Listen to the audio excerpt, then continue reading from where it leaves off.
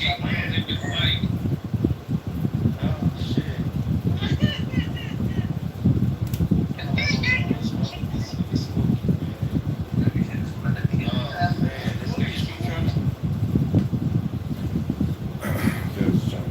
Congress.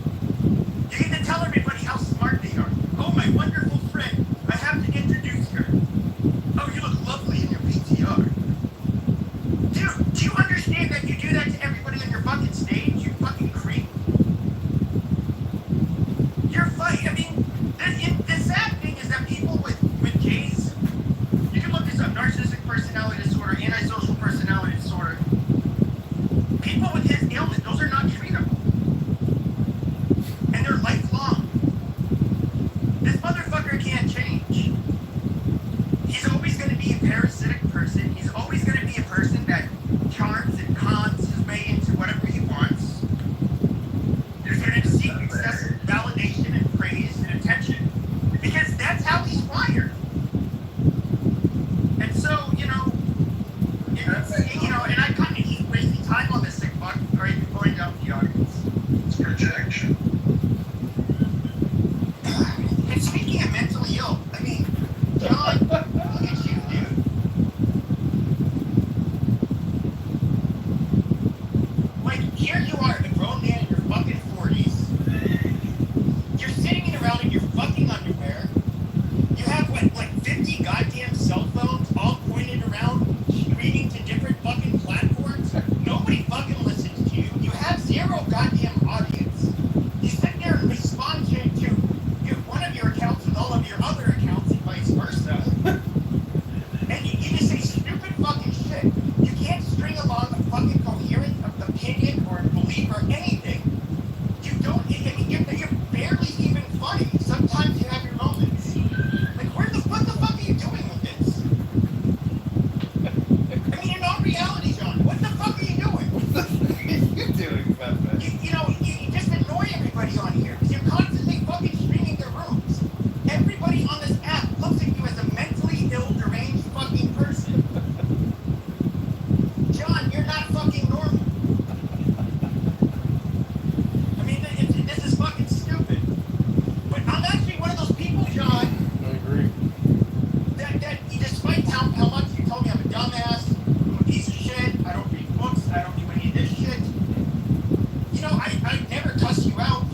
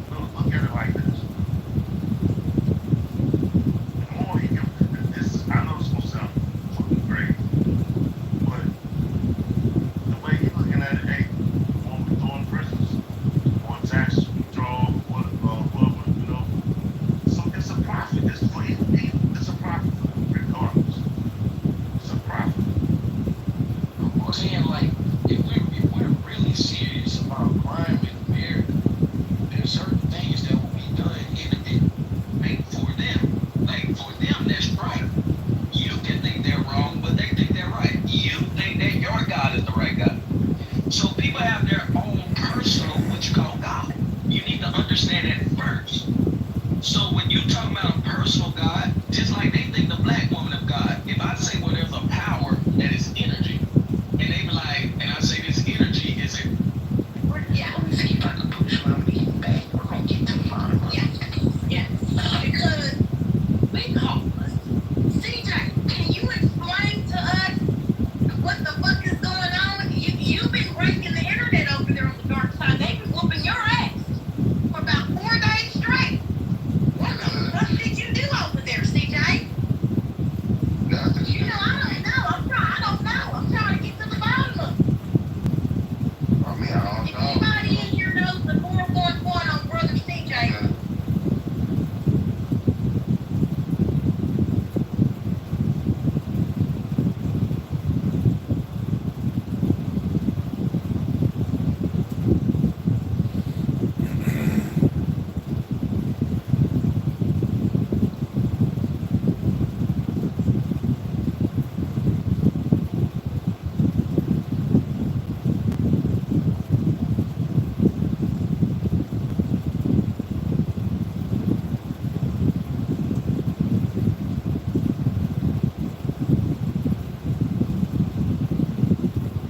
They reach out to me through my official channel on my website, or if you can through Twitter, and we'll try to get connected. I have tried to reach out through you for Twitter. I don't know the proper channels to get a hold of you, sir. Anything that you can do to help would be appreciated.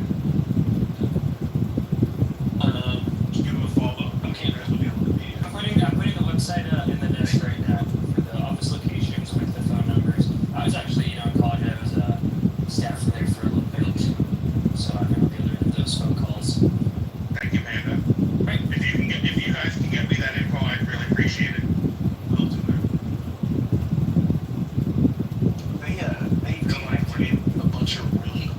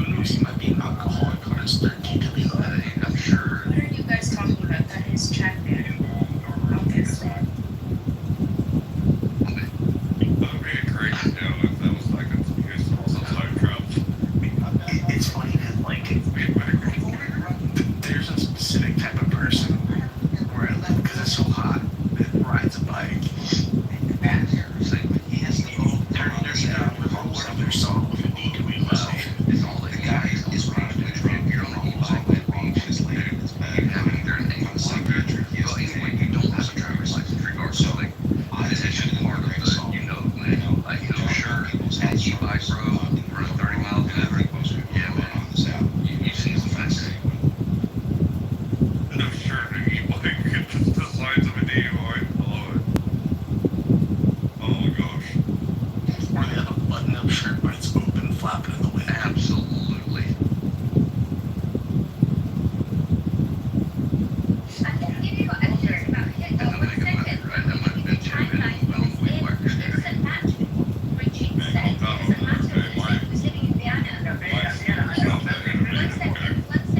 The time he said it was just It's more like an emoji that doesn't run. it was 1911 or something. She said it's that time Hitler was in Vienna. That article, right? This is also very, like, if you have evidence of it, if you have something to support what you're saying, then show us, right? Okay, you interrupted me, so let me finish this.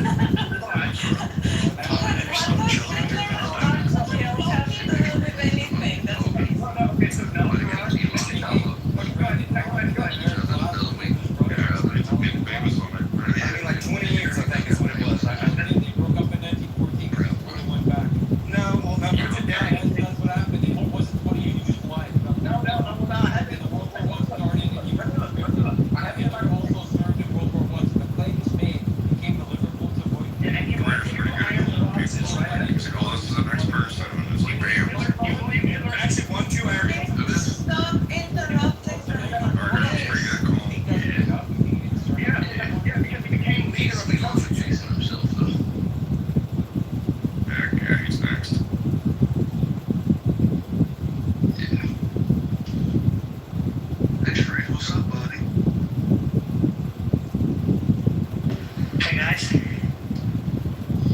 How you doing, pal? Anything interesting happening in your world today? not much very big thing. Working on Saturday, sorry. Did I see you make some videos out of Imagine? What? Did I see that you had made like some longer videos out of Imagine where you were like taking Imagine clips and putting them together? Yeah, I think I did that. I created a Tesla or something. I think, I'm sure you have watched it. It's cool. I use like, I think, add cinematic shots to with the prompt that I could give things. And made a video with it. It exactly looks like Tesla had like logo, tags and everything. Extremely accurate. Yeah, I saw it. I thought it was really good. It's you know, Imagine's still a little bit clunky in like and how it moves, but I think that'll be resolved relatively quickly. Yeah, I think the prompt there is a little bit hard for Imagine right now, and I'm sure they're improving that. It's hard. You know, you need to extremely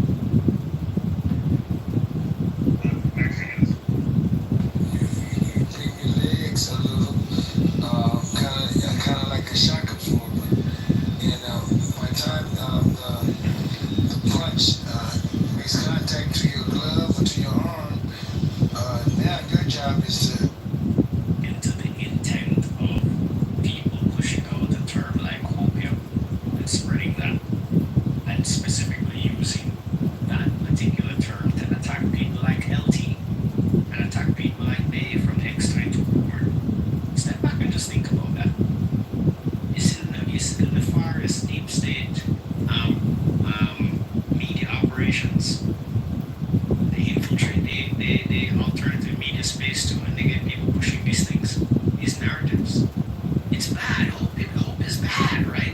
Too much opium. Well, I'm here to tell you, you can't have too much hope.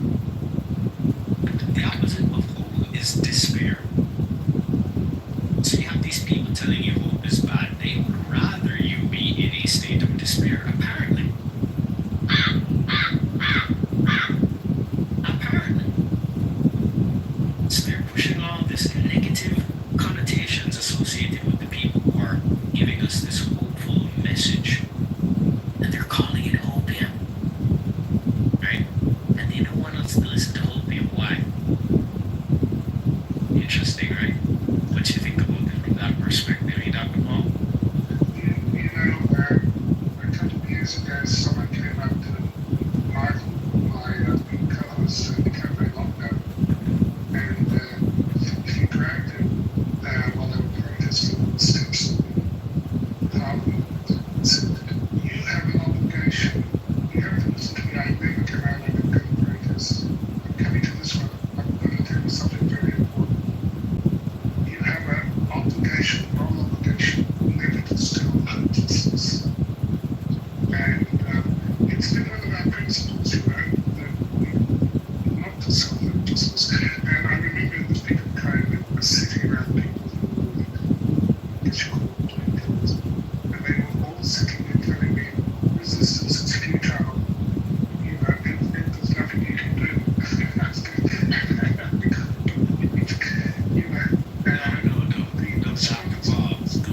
Those we call them black pill. The blue pilled ones would be the ones who are still walking around in ignorance. I think that would be the appropriate corresponding metaphor for blue pill. But yeah, they're calling those people the black pillars, right? Completely and of course, we rejected that, and I rejected that from the beginning. The idea of hopelessness. If you see how far we've come, and how much of the stuff we're talking about in the last 4 years has come to pass, I'm beginning to wonder about our ability to manifest the future. It's real. Yeah, well, the way I watched the video where it's doing an open stream, you turn now and the levels of control on the horizon. And so, afterwards,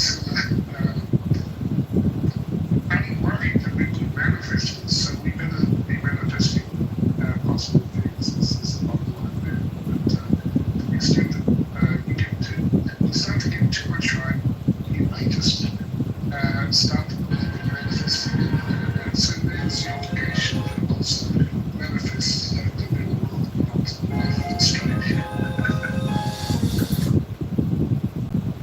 And how can we manifest a better world? Well, by giving it attention. What is attention? Stretching out your mental energy in order to grasp concept. Attention. So, how can we continue spreading a positive message while also seeking truth, covering some of the dark topics as well, because people need to know certain things, unfortunately. It's the reality of the situation. Crimes must be exposed, right? Truths must be revealed. People must be held accountable. Now, here's another interesting thing, Doc. The people who get attacked with the opium, well, of course, it's because they're pushing a positive message, but why are those people pushing a positive message? Well, let's take a look at LT and Dave, who both get attacked with this narrative, right? These guys are opium pushers. Oh, you listen to X22. Oh, these people are cute people, right? And little did they know, they were laughing at us years ago, right? Little did they know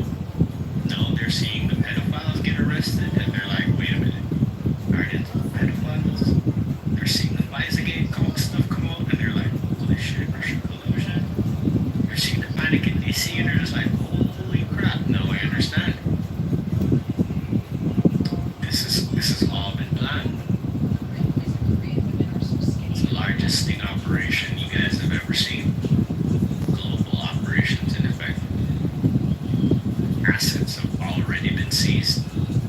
People have already been removed.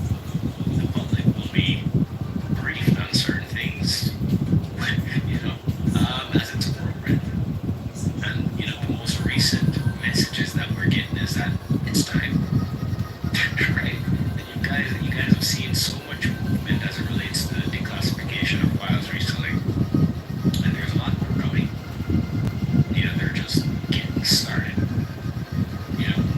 When it started, people were like, oh my god, they're gonna get shit on mortgage fraud. And I was just like, so wait, is one.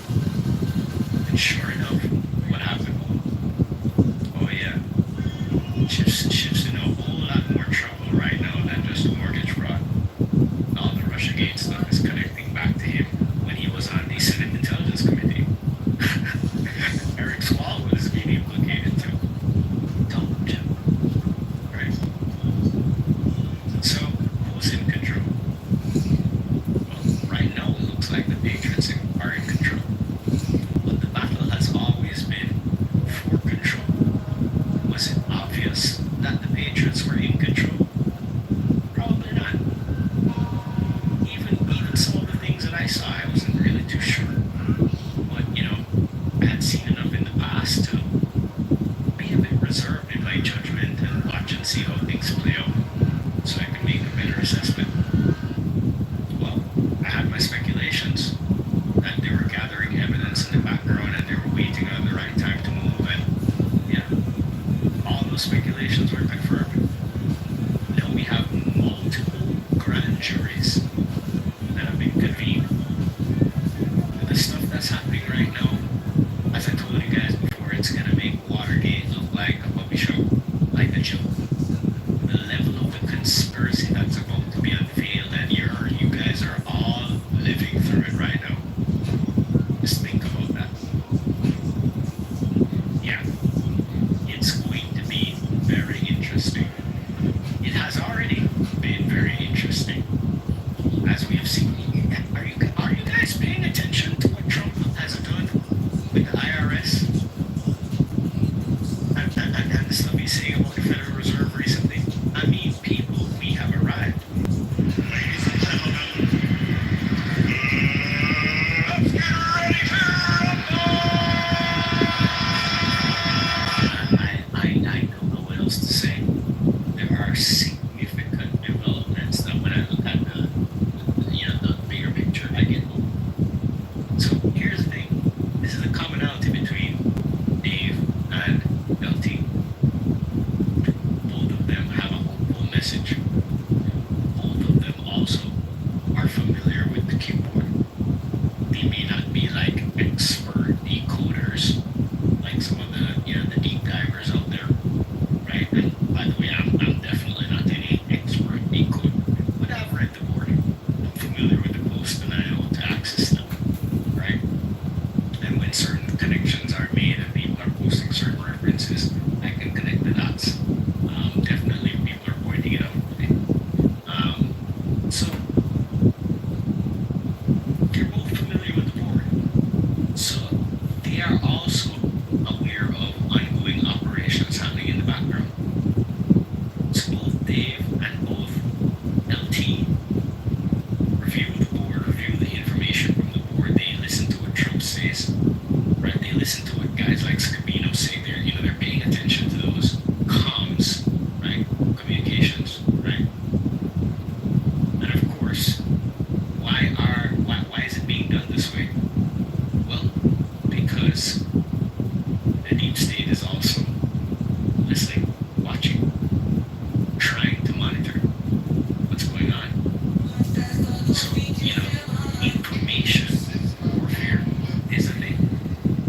When you're dealing with war against your enemy, knowledge of your enemy, their position, all of that information can be vital.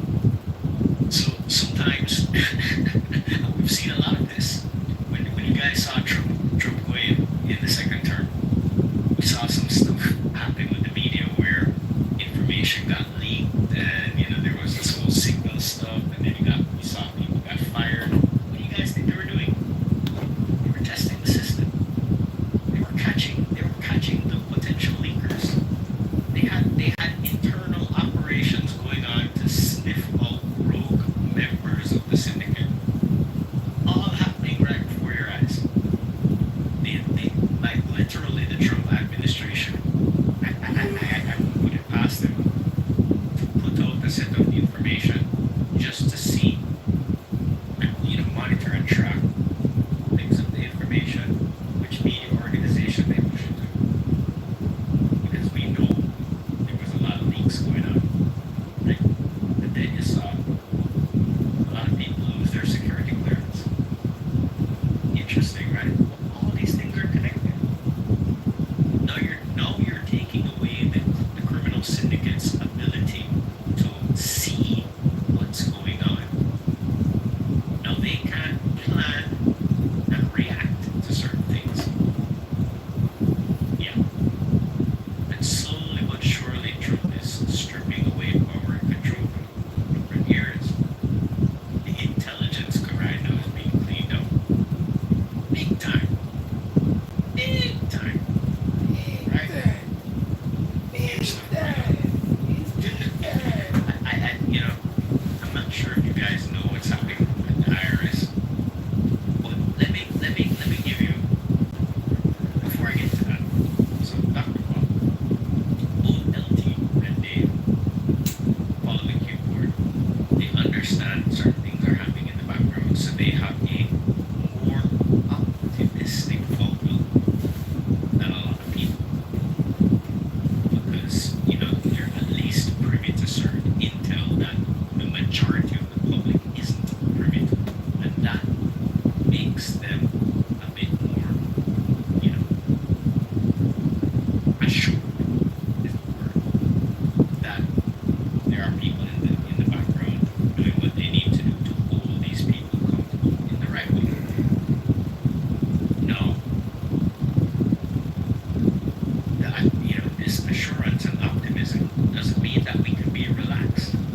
That's another thing that the media took advantage of. They started to put out this narrative that, these people that are pushing opium, they just want you to sit back and relax and do nothing. Well, if you read the cue board, the first thing you understand about the plan is that you, me, we, the people of the world, are a part of it. It's not about sitting on your ass and doing nothing.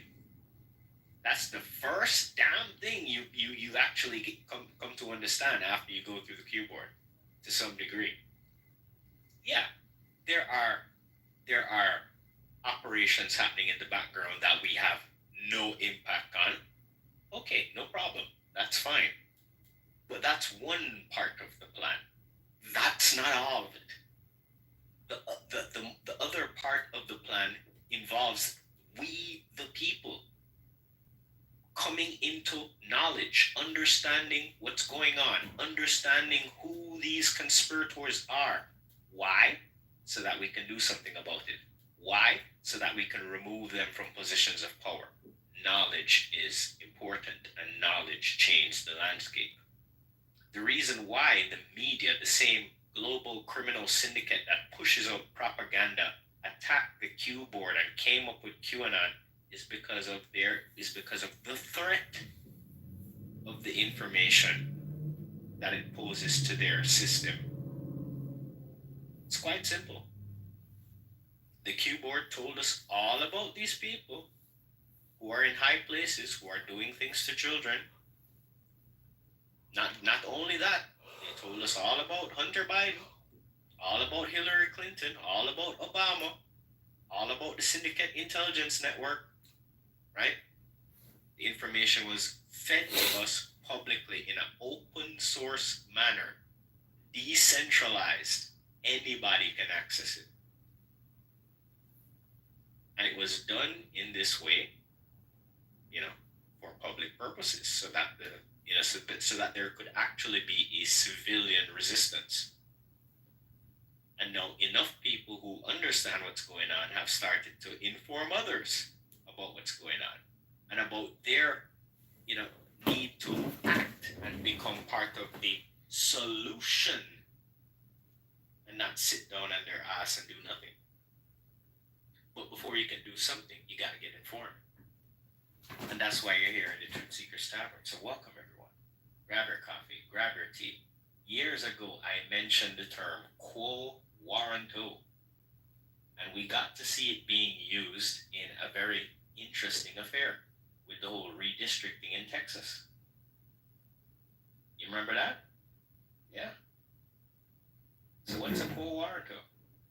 This is a provision by which you guys can you can use this provision to remove public officials that are not serving the public's interests. And there's a specific procedure, and all you need to do is activate it. But you need to know who you need to target first. And that's why you need to pay attention to what's happening in your states and your counties. We have all the information. We know what to do. We know how to remove these people. Knowledge is power. Just ask questions. Right? I wish Jen Rich was here right now. I mean, we talked about this stuff years ago, and when I saw Everyone is welcome here. You just gotta do it the right way. But you can't do it the right way, man, because like I left not too long ago, went out of the country, and recently went to Colombia. It's so many ways. That's I'm trying to explain. Let me say what I mean by you can't do it the right way. I recently went to Colombia, and it was not hard for me to go from the United States, fly to Colombia, go do what I wanted to do, come back to the United States, okay? It's not a hard thing to do for most people. The people who are coming across the border illegally, it's a hard thing for them to do because they don't have the paperwork to do it. They don't have a birth certificate. You just said you already said it illegally. Right. The reason they come illegally, right? I recognize that there's a law, man. I just disagree with the law, kid. It's not like I think there's not a law and they're not illegal. Let's bring back Obi Trice. Whatever happened to Obi Trice back in the day, little Obi? Tupac, Biggie Small. They're dead. I'm talking about old rappers that's dead. I'm talking about today's music. Okay. Just like how they tried hard to get people to hate Donald Trump. They tried hard to convince people that QAnon is a cult. Yeah. Same people pushing the narratives. Pay attention. And this is what discernment is We about. thought that QAnon would. So, They didn't know it was there's a lot of time I spam. come in and I get flack for the Q stuff. I just let it slide because it's just like, people who don't know, they don't know. It's not their time. They're not ready to know. So you don't force it on them. Right? But I'm definitely not going to let anybody come in and just make some brash statements that are way off base. If you don't agree with it, yeah, that's one thing. That's fine. You haven't seen it, no problem. Maybe you should take a look at it. Right? There's some interesting information there. Right? I mean, you go to those boards and you type in key phrases like Clinton. The amount of information that pops up. Yeah. Well, the Clinton body count is definitely something the public is aware of. The Clinton email scandal is now coming back into the forefront. So, I have no idea what's going to come next. I can't even guess what they're going to declassify next because, Tulsi Gabbard, the morning that Trump went to meet Putin, she declassified files proving that they basically, and by they I mean the deep state within the intelligence community, former DNI and those people, right? Clapper and Brennan and Comey and these people, right? They basically tried to sabotage the relationship between Trump and Putin, US and Russia. Sabotage diplomatic relations. Like there's freaking emails that prove that these guys were spinning this nonsense and spinning this story. And she declassified bombshell stuff right before Trump goes to Alaska. Timing is everything, right? So it's crazy. Researcher, speaking of emails and controversy, we were talking about, giving the just a very dead shots to pregnant women. What a scandal that was. Well, there was a character They got a lot of streams going. called Dr. Tom Shimbakuru, who led the Vaccine Safety Data League for the CDC. And he was behind some of the papers that purported that this is safe. We haven't studied it. This is safe. Give it to any pregnant woman. And he's come under fire. Senator Ron Johnson asked in the Senate, Permanent Subcommittee on Investigations, to issue a formal subpoena to the Department of, to the HHS, asking for all the emails and Slack communications and surveillance related to C-19 safety that was issued by this Dr. Tom Shimbakuru. It was explicit, it was comprehensive. And guess what happened? 2 weeks after that, there was destruction and a sudden deletion of it, of all the records related to this. So stay tuned. This is a story that at the moment no charges have been led. But this Dr. Shimbakuru is he's not in his office anymore. Someone else has been given his position. There's been no public comments. He hasn't testified. He hasn't been charged. Wow, interesting. So they're shuffling him out and hoping nobody's gonna pay attention. What do you think? It's very suspicious. But this guy, and like I say, he was the one who wrote the papers that reassured millions of people that it was safe, and he's gone missing, and all the communications and files have been deleted, which stinks to high heaven, and may well be set up for criminal action. So I just want to mention that because that's also emailed skullduggery, and it's hot off the press. We were talking about it last night. Okay, wow. Yeah, that is very interesting, Dr. Paul. Thank you so much for sharing that. I Hey guys, Dr. Paul. Yeah, I was just about to say that there. Go ahead, tell them about the article. Oh, yes, so this is James Lyons Wheeler, his Substack called Popular Rationalism. This is what I'm reading from. And if you don't know James Lyons Wheeler, he's an amazing scientist and very good researcher. So I can highly recommend the Popular Rationalism Substack. Yeah, I can get behind his publications. I have seen a few articles he's written on the Brownstone Institute. So yeah, very good stuff. I like it. I actually am not familiar with this Substack, so I'm glad that you also dropped it there. Thank you. No problem. I'm mindful that it's past your bedtime.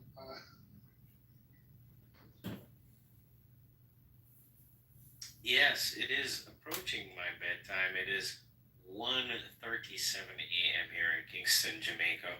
Producer, we're gonna need your streaming services for the next one. So before we dive into that, guys, the floor is open. Any comments, any perspectives before we hand the mic over to producer for the X22 report, which is gonna be a late night stream here.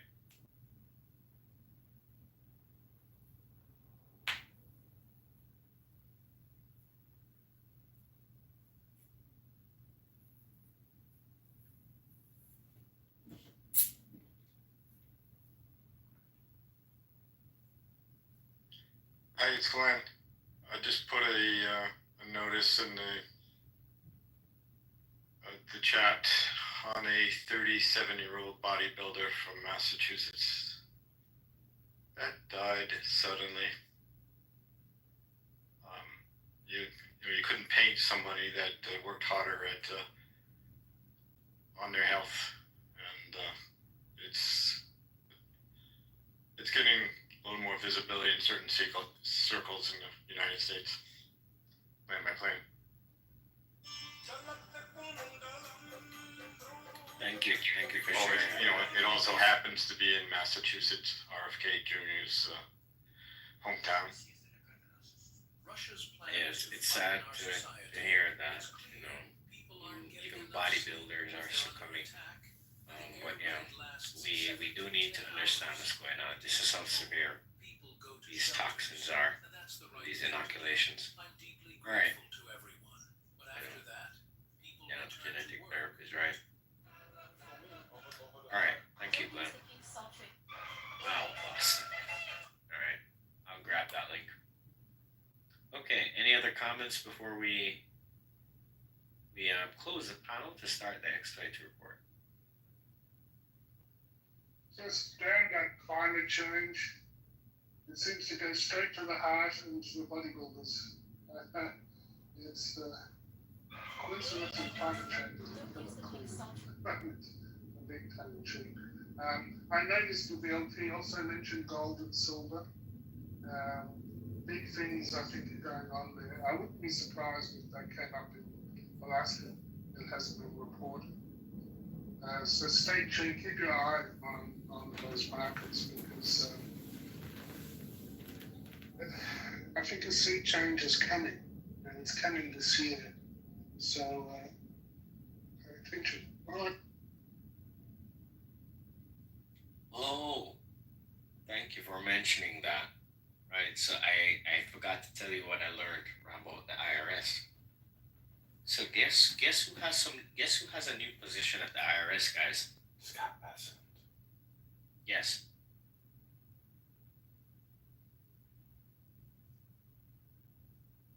Nobody? Is it too open? Joe Biden. Oh, hell no.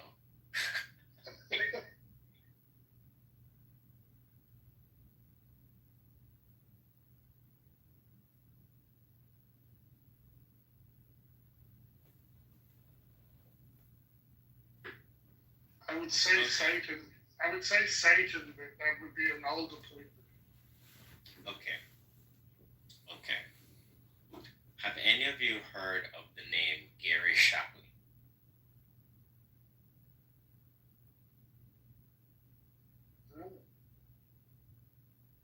Gary Shapley?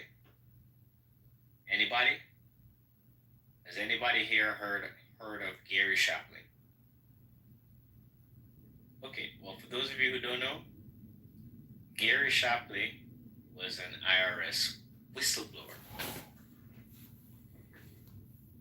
And he is now the deputy chief for the IRS Criminal Investigations Unit.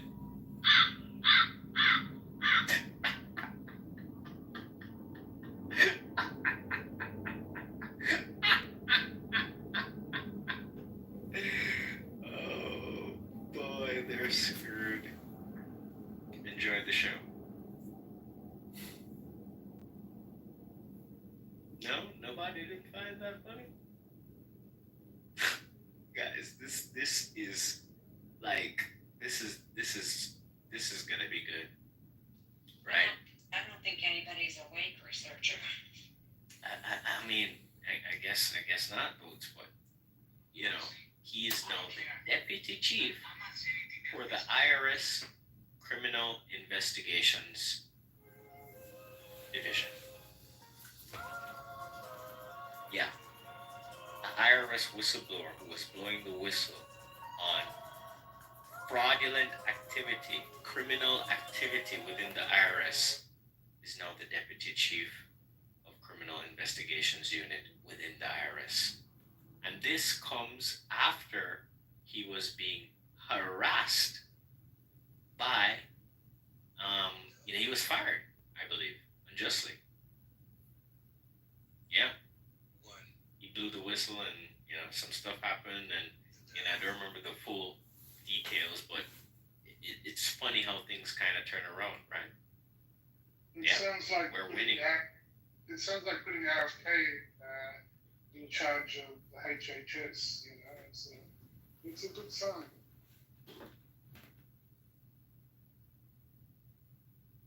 It is a great sign. These are the type of people we want to put in those positions. Why? Well, partly because I think they've earned it. But aside from that, well, Gary Shapley has shown the courage to speak out and do what's right and blow the whistle against, criminal activity happening within the agency. What better person could you put as one of the heads of the criminal investigations divisions? It seems appropriate. It seems fitting. It's poetic, right? Yeah. Poetic justice. Is that the appropriate term here? In that area, researcher, are you expecting to play Sunday morning with Maria Barlova?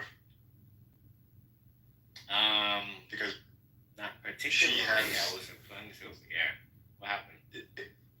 Great interview. The whole interview with Marco Rubio, and then at the end, she had the lead person doing aggressive accounting at the DOJ, and you talked about delving into January 6th. All of it, including the destruction of records by the first congressional team. Oh, wow. Well, that actually sounds very interesting, Glenn. Do you have a link to that particular report? Because I would stream that definitely. I don't see why not. Don't speak because. Is it on YouTube yet? Well, what happens generally is it's on YouTube, and it usually lasts for about a day, either on YouTube or on Rumble. That somebody puts it up and nobody bothers them, but because it's Fox, channel, it won't stay up for forever. I see it because it's part of my bundle, Fox News. So, and I DVR it all the time, so I can get it anytime I want. But, Spider-Man next year. the average person, like I say, either has to look for it under today's date in either Rumble or YouTube for somebody that grabbed it. Is it like a Keeps it up for 30-minute about show? 1 to 2 days. Is it like I'll a look for it. 30-minute show? I'll look for it and bring it back if I find it. Okay. All right. Thank you. Well, I will set up I guess a few short streams after the X-22 report, but for now we're gonna start the report. Before we do that, is there anyone who would like to chime in? Last call. Just good night, all. All right. Good night, Dr. Paul. Yeah, good Thank night. you all so much. Good night, Michael. Thank you all so much for joining us here tonight, guys, in the Truth Seekers Tavern. And it's been a great conversation. Great report from LT, and we do have another one, which is probably going to be good too. So strap yourselves in, adjust your device volume accordingly. You are connected to the Truth Seekers Tavern live on Clubhouse, and we're about to start the report. I think most people are asleep. So let's do this. Producer, you're up.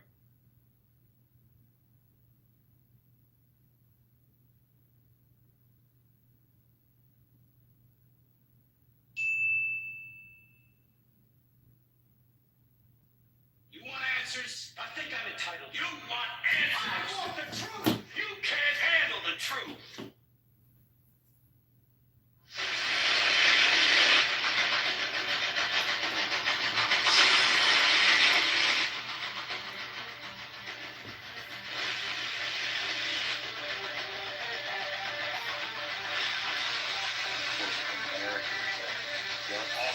the street names are. Like a whole neighborhood is Hispanic. The hospital sign, Hispanic. The road signs, Palomar.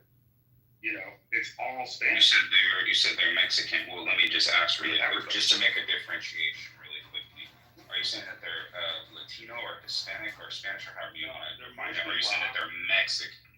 Because when you're saying that they're just to clarify, when you're saying that they're Mexican, that means specifically that they're from Mexico, that's their nationality. Ethnically, they're Oaxacan. Okay. So ethnically, they're what the people that naturally live from Mexico up through into Colorado. They're Oaxacan. So these people have been here for generations, like 40 or 50 generations. They didn't move over the border. The border was set in place, and their community was split. But they have lived here. All the street names aren't them. We have whole barrio neighborhoods that are all Mexican traditional houses. And these are all Oaxacan, short, native Mexican people, not Hispanic people, not Chicanos. These are all different groups of people. The Chicanos live north. They're in northern Mexico. The Ometepec are down here, which are the Christian and Catholic versions, all the way up to San Xavier. Most of the native people here are, they're native to Mexico and America. Like the people who live on the Indian side. Should there be any level of filtration? Like, have you ever heard the phrase announced prevention's worth a pound of cure? Well, right, man, but this is like, you have to understand that when you're in this area and you drive from, say, Tucson into Nogales to Mexico, there's no change in the people that I asked for. It sounds like we're a pretty accommodating country. No, I mean, it's not that we're accommodating, because the Are there any changes in the structure predominant of American government. cities in Mexico? Are there what? Are there any predominantly American citizen, like you said, the Phoenix and Tucson area is predominantly Mexican. Are there any predominant American cities in Mexico? Yeah, the coast south of Rock Beach, which is I forget the Mexican, the Spanish name for it. It's Guajero. I want to say it's Guajero. You're saying there's a higher But it's population south of of Americans in there than Mexicans? Yeah, 100%. Americans and Europeans. I'm sorry, could you tell me what's it called again? It's south of Rock Beach, so it's like 45 minutes, maybe an hour from Nogales. I think it's Guajero. I've heard of it. It's in southern Sahara. It's in southern Sonora, and it's the community like by the ocean where all the nice houses are.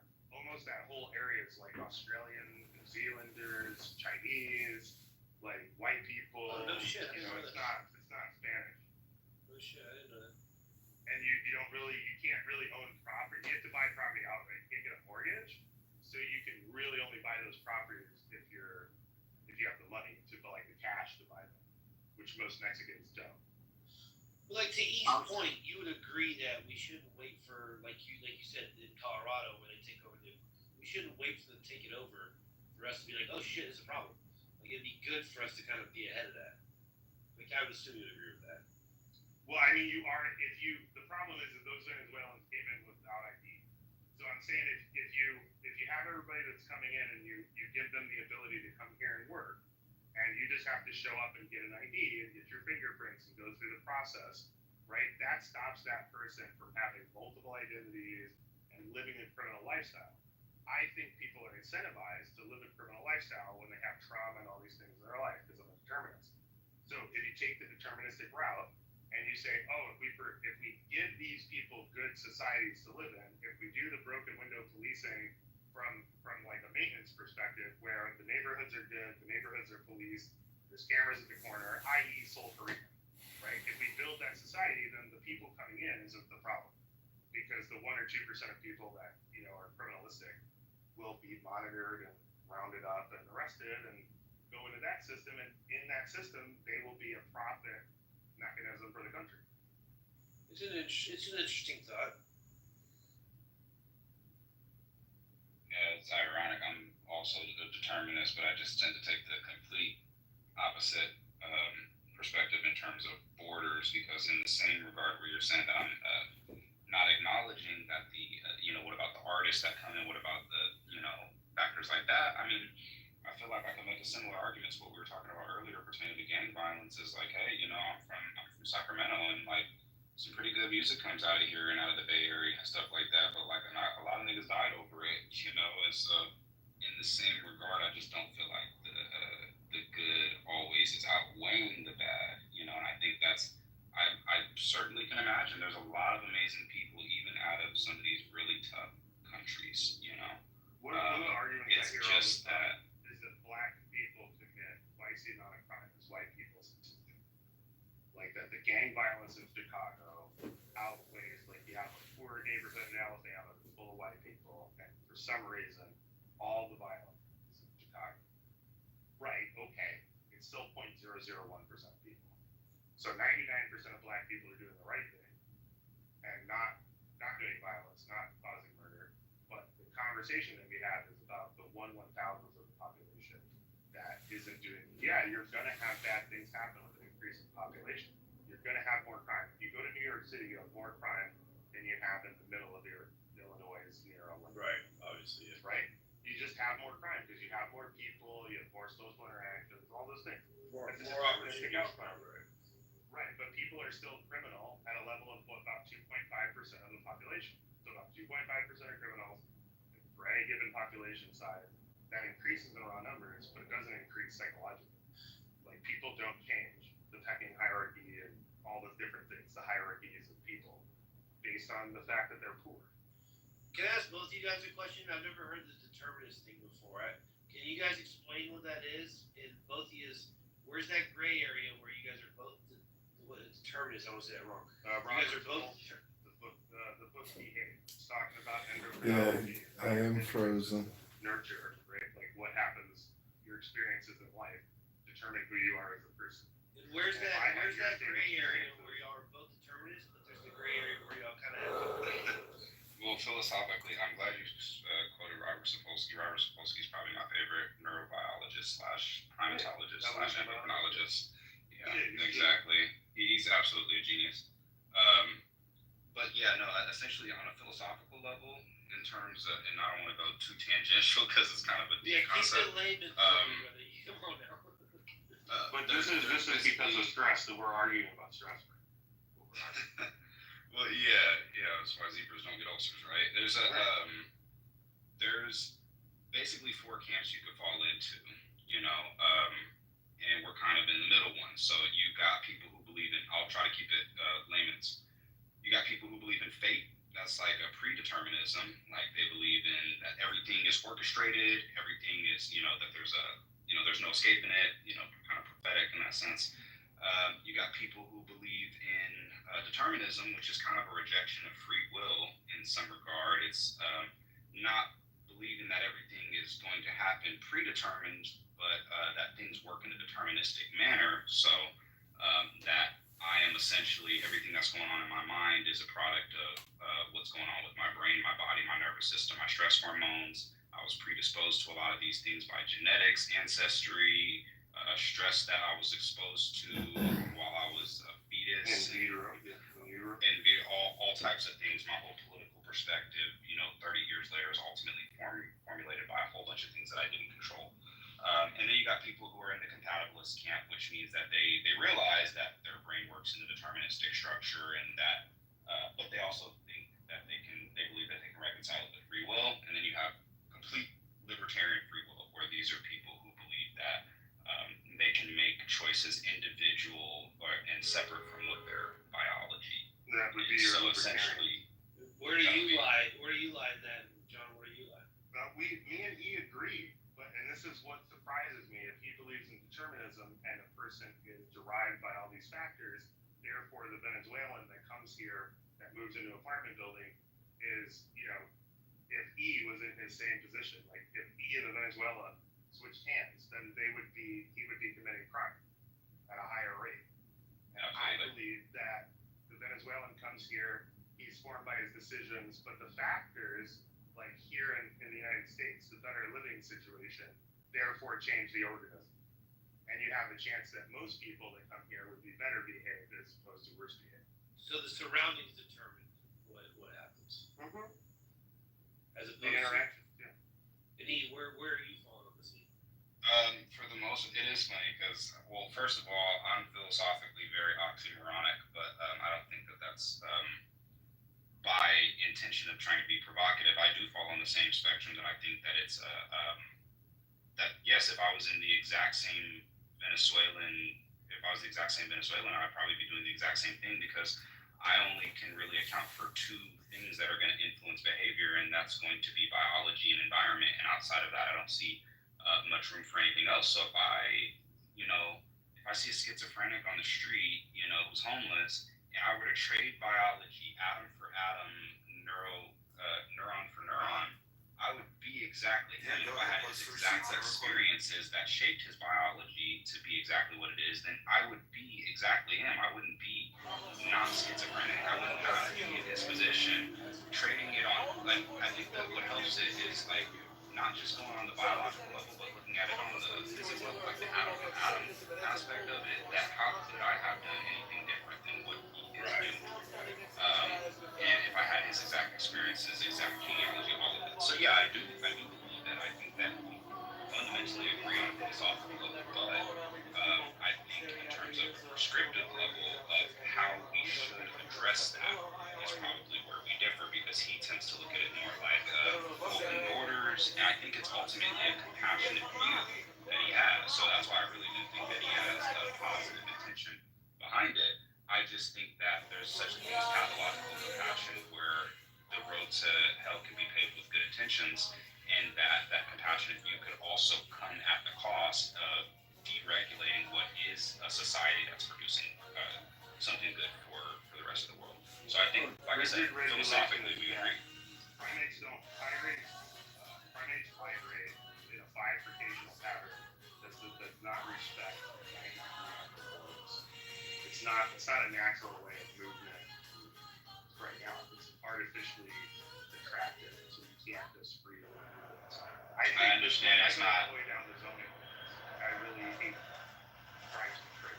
I understand it's not natural, but neither is capitalism, and so I think that it does fall into the genetic fallacy concept that just because it's natural or not natural doesn't necessarily mean that it is the right way or wrong way or effective way of having governed, how we govern a society. On the anthropology path, I apologize for not knowing the term, but there's different types of animals that operate. They're all mammals, but they operate differently in how they stage their young. So their young, for some animal groups, stays with the mother stays at home.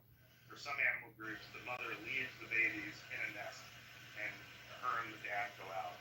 And in some parent groups, the dad leaves and the mom leaves the nest and, search of berries, or the dad leaves in search of meat or whatever. So all these groups act different and do different things that support, but they're all still mammals and very closely related, like bulls. Any mammal that's kind of at the edge where they have a technical thought. You know what I'm saying? So lemurs, that kind of thing. This is the same way humans are. And to crush that down is like you're really fucking with evolution here. And I think it's a really bad thing to do because of all the things that Polsky mentions with stress, right? When you have these criminal groups, why are they criminals? Because of stress. There is not a change in hierarchy. There is a change in epidemiology or endocrine. There's an endocrine change that ups the amperage, right? Like adrenaline does not change your behavior on who you think you can be in the hierarchy. What it does is give you a temporary, it does what you would normally do. So if you're going to run, you're going to run. If you're going to fight, you're going to fight. But it doesn't change your behavior. The hormone. Yeah, I understand. Actually, I want to, Mike, I want to hear what you're hearing. I'm actually enjoying listening to you guys. I've never actually heard this thing before. Does choice factor this all, or is it all about environment and stuff like that, or can just a bad person be a bad person regardless of their environment? Just a bad person. So it's not fun to think about, and if you don't like it, I would recommend not thinking about it because because you don't always come to a conclusion you're gonna like with these types of conversations, whether it's true or not. Like I don't particularly like that I fall into the determinist camp, but it's very like pretty. I mean, it would be nice choice to believe in it, you know. Yeah, I feel If I, you know, and it's hard because it's like you almost like can't. You can philosophically not believe in free will, but you can only really like These guys will go all hold it down night. for like 30 seconds until you start feeling like you're making your own choices again. You know, so it's only a philosophical point that we can come to. You can't really, and that's because agency is such a fundamental pillar of mental health that I think we evolved an illusion of free will to feel like we are making choices and things. Because if we didn't feel like we were, well, then what the fuck is the point of life? You know, why would we even attempt to do anything? So, yeah, Fucking when you people say need there's to read a choice book. into it, What's the Read- point what do you- of life? What's the point of life? Read a book. yeah, essentially. But you know what? I don't think so anymore. I think that humans are a far more evolved species. I think that 1% genetic differences can make a very big difference, and our neocortex is significantly larger than over the last 7 million years than the species that we evolved from. So I think that. Selected, right? Socially Yeah, and I selected think, by but I think females that to be more also. vocal. Have you? Okay, let me ask you this really quickly. Have you reconciled how the Pareto distribution would be relevant to the rate of evolution over the last 7 million years compared to the last 4 billion? Yeah, and So like how Yeah, many yeah. different of a I've species been we thinking are about that just when in doing a 7 lot of million, the last analysis 7 on the million Pareto years. principle in We've the made past more 8 million years. significant advances in the last 7 million years than we have the prior 4 billion. right, but In that's terms of been how 10% much that of the differentiates population us. still. With the population curve. It's Yeah, still but I'm 10% just of the saying, population. like, I'm sure we can agree that the primary thing that separates us as a species of Homo sapien versus our chimpanzee ancestors is the development of a neocortex and the capacity for articulated speech and complex thought. Like that's fundamentally, it's not just, we don't just have consciousness, we don't just have awareness anymore. We have awareness of our awareness, and we sit and contemplate our awareness, and we think about things like life and death and morality and all types of things that other animals don't even contemplate. That's leaps like, and bounds. Lemurs think of that. I think. yeah, but not the way we do. Not the way we do. There's no deterministic. I think that's tool development, though. If you have before tool development and the hierarchy of needs, we don't have the ability to think about those things because we're in constant survival mode at really high levels of stress. And as that stress changes, it allows brain formation, neurological formation, those different, thought processes. And, you didn't know what you didn't know because it wasn't available knowledge. Nothing's created. That's why AI thinks like a person. That's my point. Is that there's no. Well, yes, animals do exhibit a form of morality. That's demonstrated by the way that chimps organize themselves, dogs.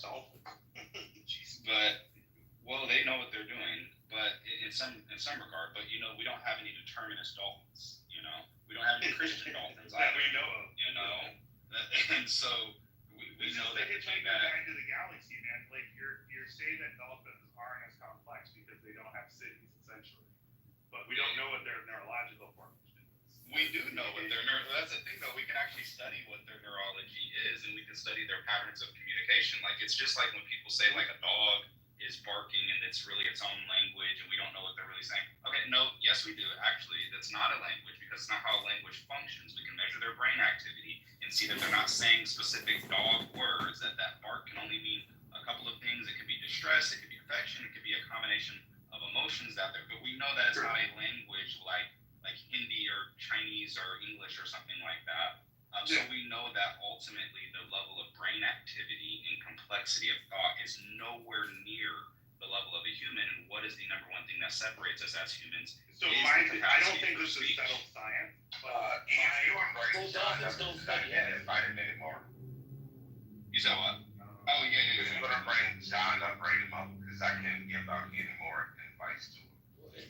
And dolphins don't study us. We're like dolphins. They're not studying humans. We can learn. So here's my theory, right? I think this was because of brain food, because primates got pushed to the coast by an increase in size, and that's why the same reason you have migration. And then you have social groups forming because of the increase in size, which leads to some members of the group being able to focus on intellectual tasks, and some members of the group only be focusing on hunting, and the group starts to bifurcate like that. have within the social system, where the people who are good at hunting go hunt, and people who are good at thinking think and make tools, and that progression keeps going. And it's just the primates are like we're a split off from primate, so we are that evolutionary track, and caused by socialization. More of our groups are getting closer. The closer you get, you can't be fighting all the time. So the people they pick to reproduce with were more social animals, and millions of years of picking the most social animal, you get speech. So where's the term? I don't want to say it wrong. Deterministic theory come into what you just explained. Like some people do this, some people do that, some people do this. Well, essentially that there's realistically no species that has free will. I mean, like, don't get me wrong. There's all types of arguments that you can make for free will, and there's better ones than others. But I find it really difficult, like exceptionally difficult, to make what is the intuitive argument for free will, because it feels very intuitive that we have free will. Because, hey, look, I can choose red or green if I want. Oh, look, see, I thought I was going to choose red, but I can choose green, right? But fundamentally, there's some biological process that I have to account for that made me even have the curiosity to contemplate it in the first place. Like, then I'm measuring my personality and looking like, okay, well, my personality temperament leans more toward openness to experience, and that's not something I chose. That was influenced by my genealogy and my ancestry. And if I like music, it's like, okay, well, I choose to listen to this music. But then again, if 500 years ago your ancestors were nomads who participated in particular types of rituals, that makes your genealogy more predisposed toward liking certain music and being susceptible to enjoying dancing, and that shaped your preferences over the last 500 years. Like, pretty much every single decision and thought and neuron you have can be accounted for by some prior cause to it, and can be explained, no matter how complex that explanation is, because, well, we have, trillions of neurons? Billions of neurons, trillions of synapses. There's so much complexity, but just because it's infinitely complex, or not infinitely, but immensely complex, it doesn't mean that that complexity can't be accounted for. It just means that it's difficult to be accounted for, and under the logical frame, it seems that obviously, just because we're not able to account for every single neuron doesn't mean that it's not having a reason why. It's kind of it puts a different perspective on everything happens for a reason. When people say everything happens for a reason, they usually mean it fatalistically. When they say, like, everything happens because it was meant to happen, because, like, some type of prophecy or some type of reason of the future, as opposed to everything is happening, everything that's going on right now happened because of a prior cause. Something led to it happening, and that's basically determinism in a nutshell. Everything happens for a reason. We're trying to put meaning to something that we really can't have meaning for, so to speak. We're just trying to apply a meaning to it. Oh, this is fine. Yeah, it's not. That's why I say it's not nice to think about very much. It's heavy shit, bro. Like, you guys spoke mad butt. This is heavy. This is fucking heavy shit. Fucking nuts. Yeah. Because there's layers to this, right? Like, you start, there's layers, there's no layers, there's no layers. It's like, well, fuck, dude. Now we're like, whoa. I've never even heard of this. Not really, man. This is mostly like thinking about evolutionary biology. I don't have all the answers to evolution. This is just thinking about evolutionary biology and how, like, this is what leads to, like, artificial intelligence. So we're kind of where it came from. Well, it's like subconsciously, or from what I'm getting from it, like, subconsciously, you were going to make the choice you were going to make, whether you knew it or not, because of whatever factor you had, either in your ancestors or where you were raised or blah blah blah. But you were probably going to go down that path regardless. Well, almost. I mean, if you look at neuroimaging data, for example, if you look at, like, before somebody has a thought that they can identify with their thought, if you were to look at neuroimaging data, you'll actually see the part of their brain associated with those thoughts or behaviors light up before the person is consciously aware of the behavior or thought that they're going to have. Seriously? Yeah. That's nuts. Like, that's actually nuts. Yeah, it is. That's actually. So it's like I said, thinking about. Yeah, if you think about it too hard, it's kind of depressing. Episode of Rome to regular people shit. God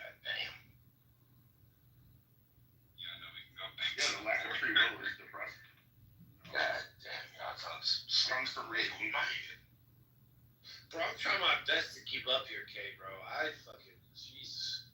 Oh yeah, I got freedom distribution is like where the population is splitting the people who work and don't work.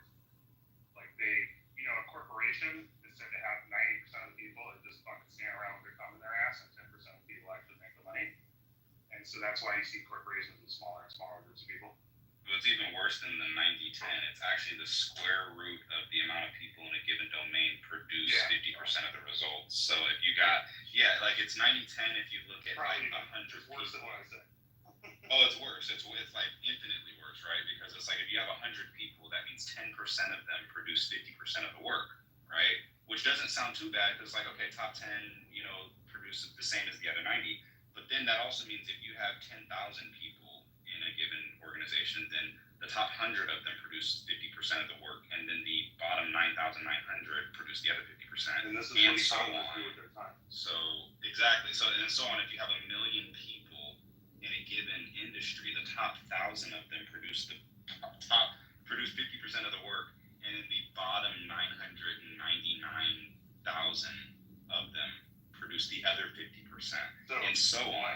This explains why China's so fucked up, because it's got billions of people, right? Do the square root on that. How many people are contributing to the work? How many people are sucking on their feet?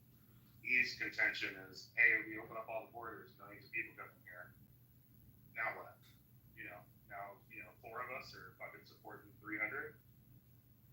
Yeah, you're right, man. You're right. You guys suck. This is tough shit to swallow, bro. This is tough shit to swallow. What the fuck want to do square roots right This now? is tough shit to swallow. Shit. Okay. That's why we have spreadsheets and GPT. Just ask Claude. You're a nerd. Dude said China's got billions of people. Take the square root of that. What the fuck? Well, there's a distribution of intelligence too, right? So You know what, if John? you have large people, you also have higher amounts of really smart people to solve problems. Yeah, and John, I tell you what, I blanked out probably about an hour and a half ago. That's why you didn't hear me say anything. Motherfucker, I gotta go do some operations in the morning. I ain't got time for this shit. Well, funny thing is, Kenny, you have no choice whether you want to do the operations or not, brother. You're gonna do it. It's predetermined to do that. Yeah, it's predetermined. Mike, do you want to? That's true. You're good people. I like you. You're good. Mike, look up PV. Yeah, I'm cool, but it's like, I don't think that hard no more. PVNP is a math problem. It's PVNP completeness. This Talking about motherfucker is a how nerd. you can figure out how, like, if a process will end in a certain way, right? And this is just as true for organic processes as it is for electromechanical. So PVNP, if we solve that problem, then we'll solve determinism and we'll know whether it's true. Yeah, fuck that. Who the fuck is thinking this hard and fucking morning? God damn. That's not. These are old problems, man. These are just. This is old shit. Well, despite our agreement on a lot of the philosophical domain, it's interesting that we don't extrapolate in the same direction to the political domain. Because we seem to be not completely antithetical in the political domain. I mean, we probably agree on some things, but I think Kay and Mike, what it really comes down to is like your political beliefs. I always say that politics is just like a cultural and economic manifestation of philosophy. So that's essentially at the core of your political beliefs are really just your philosophical beliefs. Would you say religion? I'll let you guys go to politics. I don't care. You said what, Mike? Would you say religion kind of falls under that kind of thing too? Yes, religion is a philosophy, for sure. I still had this conversation with my kid and just had him do the political compass to show him this. And his philosophical beliefs, altered his political beliefs. And he doesn't even realize it's happening when he answers the questions. It was phenomenal. Yeah, I mean, like, when he's working. I mean, although sometimes it can go very odd directions, such as with myself, as you pointed out, John, that like I'm a determinist who has a lot of conservative views, but doesn't fall in the category of a conservative. So it can sometimes go very odd directions.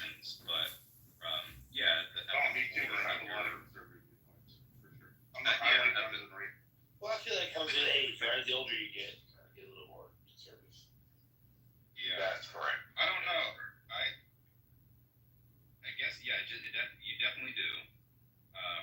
I've become more liberal. I was like super conservative when I was like 16, and now I'm a lot less conservative in that regard. Yeah, he's gotten. I don't know. I guess I feel like the more that you think, yeah, maybe. Well, I don't know. I'm actually kind of more of an asshole than I was, but you know, I think that the more that you think about the issues and particularly attempt to agree with the side, like agree with what's counterintuitive. So whatever you think, whatever your perspective is, the strong. And this is kind of what Mike, what me and you were differing on earlier. You and Seneca were very strong on the, take accountability. I don't mean to like not strawman you in any way, but kind of like pull yourself up by the bootstrap type of position. And to be honest, I generally lean a little bit more toward that side of the argument, but I think that you have to be really careful and precise with how you formulate that argument. So I think the problem with where I agreed with some of the stuff Seneca was saying, there's other problems that I disagreed with what he was saying. We were forgetting about the determining factors that lead. Well, I think I'm just trying to say, right? Yeah, well, I think when I looked at Seneca, what he had was like, first of all, he's fed up. He's fed up, and from his perspective, with black people who don't take accountability in their life. He's fed up with the guy who walks into the store and steals some shit, gets caught, and then it's like, oh, it's because I'm black, right? Yeah, okay, people like that are really bad representation of the black community. And I think he's seen a lot of that. And I think actually what it really is at the core of his belief is he's found a very empowering message for himself, which is that, hey, it's not the white man's fault. They're not holding me back. I actually can take accountability for things. I can change my life. I have the ultimate authority and power over my life. America, we're not dealing with these same things we were dealing with since before 1865. I think that he has a very empowering message, but I think that the way that he's taken that empowerment is, one, he's using it very condescendingly toward other black people, and also he's being overly general when he says the term black people, that black people need to learn to do this, and this. When you make a statement like black people need to learn to do this, and this, it's never going to be perceived well. It's not going to be persuasive for people who have the counter argument. I think that what happens is that it's just the same concept as a Candace Owens complex, where you had somebody who had this liberal mindset at one point and had these beliefs like, oh my God, that we're being oppressed, these things, and then they had a wake-up call like, hey, actually, I have way more power. But then now you've literally swung the same way the pendulum has just swung to the other side.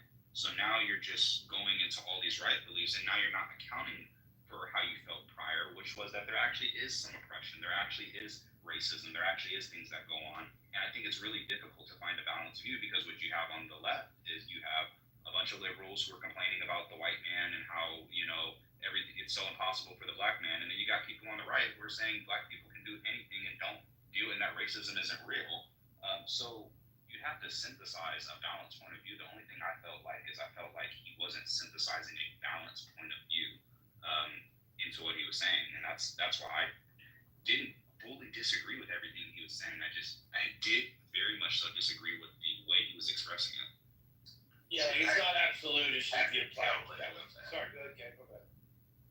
No, I came in at the tail end and you didn't even speak. That's why I want to get that conversation going, because in why I wanted to shut down the room, I said, well, we just roll it over here, because I wanted to learn more of that conversation. From what I got from it, I mean, and I think you're saying like it's not an absolute thing, it shouldn't be applied that way, which I actually agree with. And I think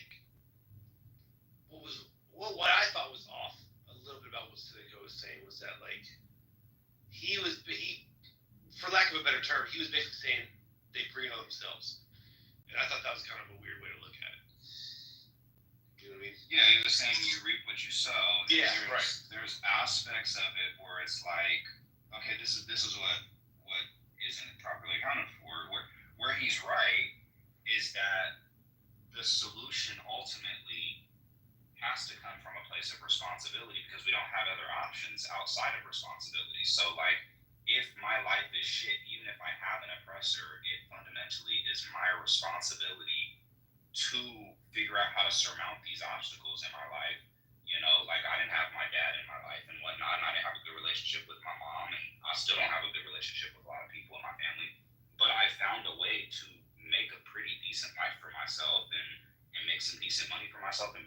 decent enough position to where I'm happy with my life.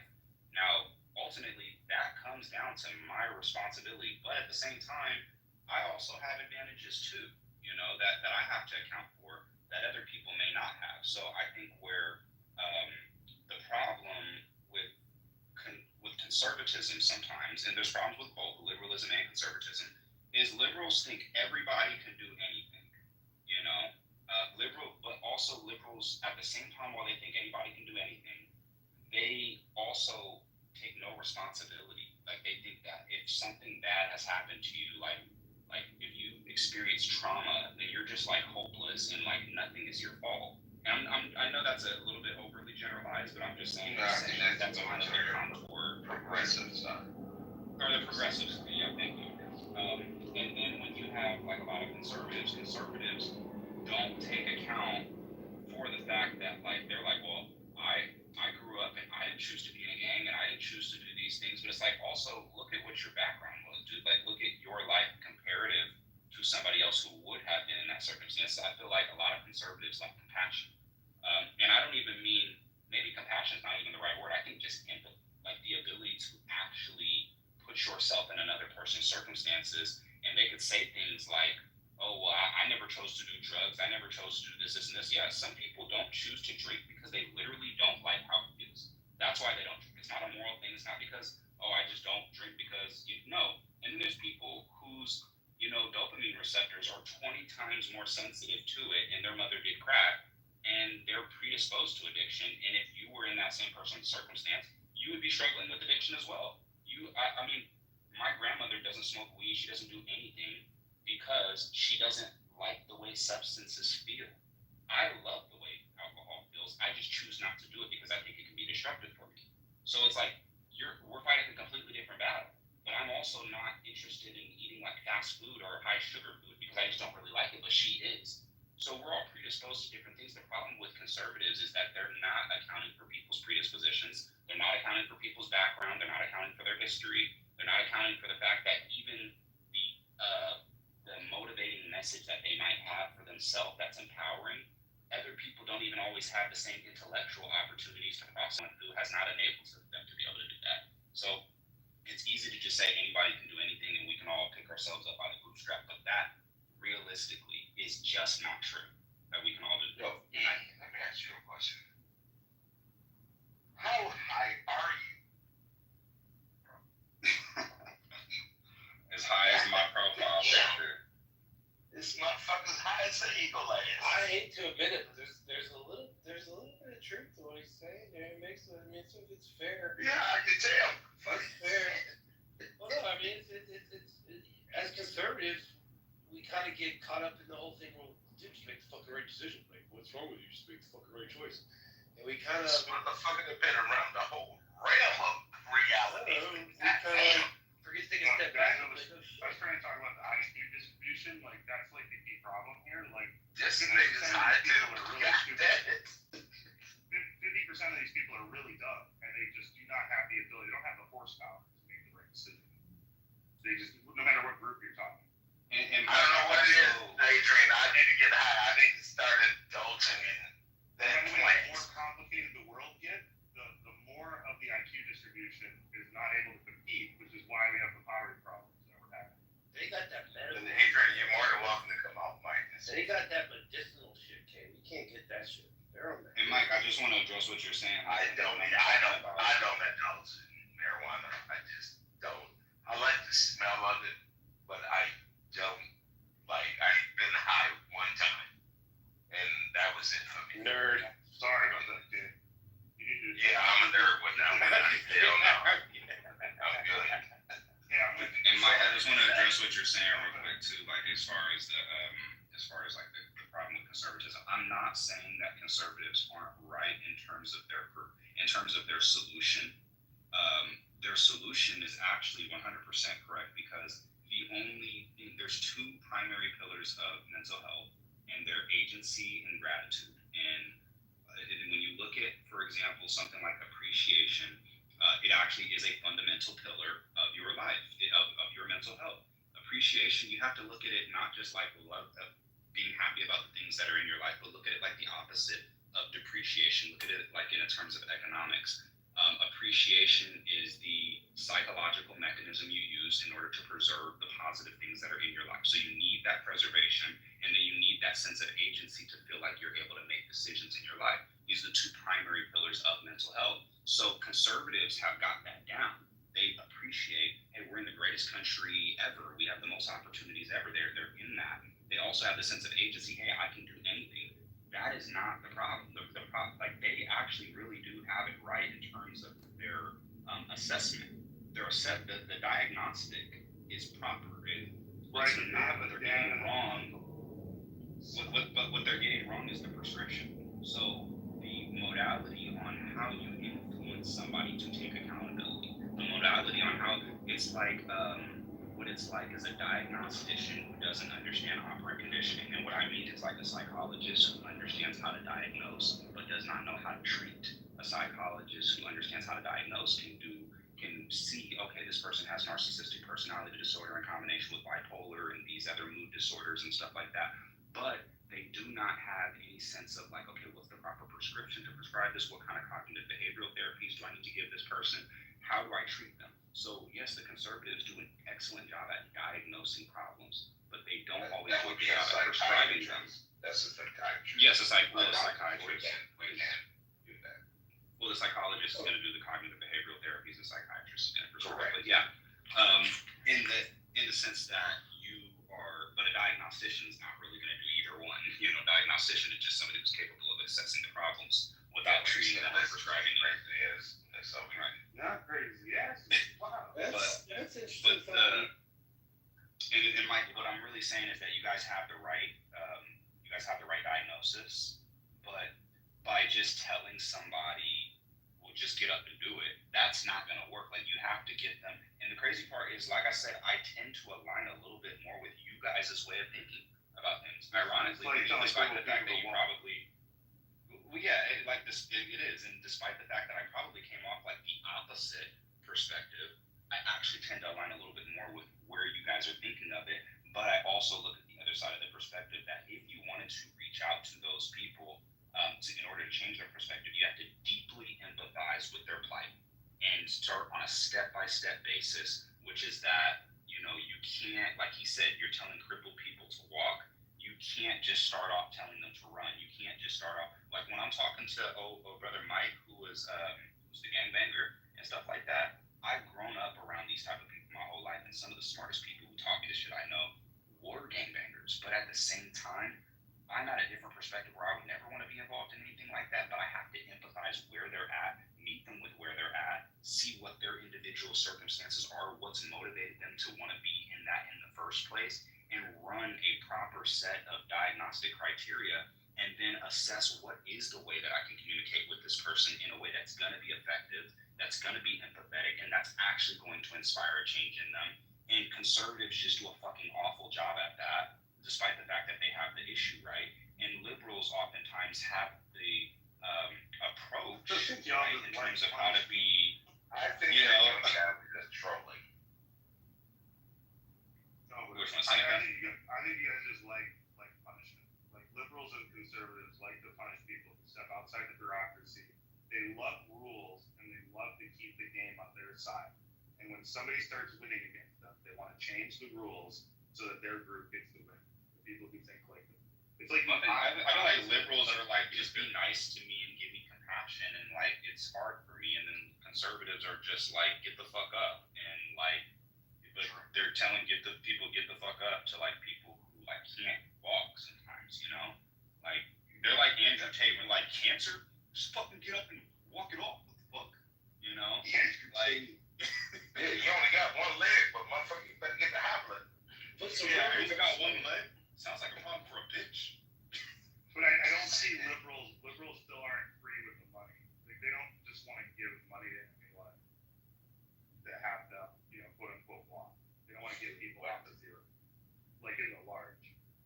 They want to be paid to manage that person's life.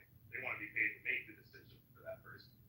But they don't want that. I wanted to ask you, could you differentiate progressive, because you corrected me earlier, and I appreciate it, progressive versus liberal? Yes. I think most people are liberal in certain instances versus progressive. Your progressives is what you're seeing now within the last 10 years, I would say, about 10 years, 10 to 15 years, that everyone is free and let's give money to everyone. That's progressive. There's no rules. It's going to be Lord of the Flies. You know what frustrates me about this is we're always talking Yes, about sir. these things, but this is like this is old school philosophy that came up that was anybody, there's no rules. You know what I mean? From an art, like there's a deep social, like of progressive. There's a deep social connection between postmodern philosophy and literature and thought and the Michel Foucault's of the world, and then that kind of spawns progressive. Do you guys think that progressives have to be liberal? Yeah. Your viewpoints are generally liberal, and you're also about control, right? You end up in the top left with now, And that's why you can see your liberals, your old school liberals, are more right to center right, I should say, now. Because I was a diehard liberal. Just to make another point about like the fundamental problem between conservatives, because there's a lot of aspects of it, and a lot of them come down to personality. But another thing that is problematic, they all tend to have the exact opposite problem, and it's not even surprising because they're opposites. Is that liberals are way too flexible. Like that's the purpose of liberalism, is to you want to stand on the shoulders of giants, and you don't want to be radical iconoclasts, but you don't at the same time, you don't want to be radical iconoclasts and just, tear everything down. But at the same time, while you're preserving that tradition, you want to be susceptible to software updates that are useful, so we're not just keeping the same old software. So the conservatives got that right in the sense that Terrence McKenna, I haven't heard of Terrence McKenna. But I know maybe I should look into it. No, I'm sending it to you right now. Give me a minute. I'm sorry. Go ahead. I'm sorry for your. But the problem with conservatism in that sense is that yes, they can be a bit too rigid because they see the value in the tradition. They realize that like what people have said, like Douglas Murray said. He said these are people who think that they're smarter than all of their ancestors and haven't even bothered to read their ancestors. And the conservatives are the ones who realize that like, hey, tradition has value, and there's people who come before us who are way smarter, but they're not always, they get rigid with that, and they're not susceptible to update, and so they can get stuck in that ideology. But the fucking left is the exact opposite. They're always so willing to try something new and be so flexible and not set boundaries properly, to where they're willing to say, hey, yeah, let's let men participate in women's sports and have all types of crazy ideologies that are. You see that men the women of Sparta stories, right? The women of Sparta are like the greatest athletes, all that. I don't know about the greatest athletes. So the socialization of women in Sparta was such that women were put in the same position as the men for generations. So late in Spartan history, the women were considered tougher than any man in any country other than Sparta. I don't know if that's true, and we didn't have a way of properly assessing that the way that we do now. Right. Yeah, but the Spartans got their ass whooped by a bunch of gay guys. Well, I mean, John, like women, like a woman just gay. Like a woman. Look at Amanda Nunes versus John Jones. No, I was saying hold on. From an evolutionary biology perspective, there are plenty of different groups, like hyenas, for example, where the women are much bigger and larger than the men based on socialization. So yeah, but not with humans. Well, it's because humans aren't socialized. But it's not just humans. It is in our. Yeah, but that's the anomaly. Zoology, goddamn. But what's that anomaly based on? It's based on their genetics, and how were their genetics selected? They were selected in No, Norway. no, that's not true. They It's not weren't- true. they It's weren't- not. It's not based on their genetics, and the reason that it's not based on their genetics is because if you have women who are conditioned to be larger based on what their genetics are, then the men will also proportionally be larger than that demographic of women as well. So if you have, for example, Samoans who tend to be bigger, have larger features, yes, the women will be larger than some men if you look at like Korean men, for example, or Filipino men.